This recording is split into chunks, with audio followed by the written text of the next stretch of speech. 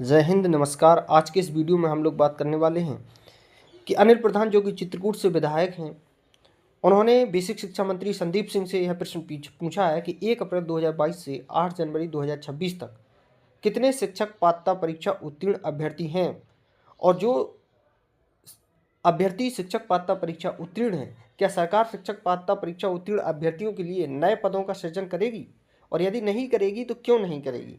तो उत्तर आया है जी हाँ। इस अवधि में 5,856 अभ्यर्थियों के चयन एवं नियुक्ति की कार्रवाई की गई है। परिषदीय प्राथमिक विद्यालय में सहायक अध्यापक की सीधी भर्ती के लिए 46,944 पद रिक्त हैं। अब यहाँ एक बात समझने वाली है, ये यहाँ पर कह रहे हैं कि 46,944 पद रिक्त हैं। ये बात यहाँ पर समझ लीजिए आप लोग, 46,944 पद रिक्त हैं, अर्थात इन पर भर्ती निकाली जा सकती। इसके बाद जवाब आता है, क्या सरकार शिक्षक पात्रता परीक्षा उत्तीर्ण अभ्यर्थियों के लिए नए भर्ती का सृजन करेगी, यानी नई भर्ती निकालेगी? यदि 46,944 पद रिक्त हैं तो नई भर्ती सरकार को निकालनी चाहिए, ये प्रश्न पूछा गया। तो उत्तर आया जी नहीं। अब प्रश्न पूछने वाले को पता था कि उत्तर जी नहीं आएगा, इसलिए उसने यहाँ पर पूछा था कि यदि नहीं तो क्यों नहीं।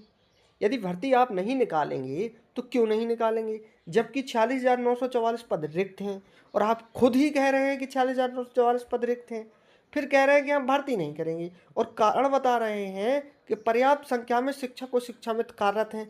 इसका मतलब क्या है, ये आप झूठ बोल रहे हैं कि 46,944 पद रिक्त हैं, और जब पद रिक्त हैं तो पर्याप्त संख्या में शिक्षक व शिक्षामित्र कार्यरत कैसे हो सकती हैं?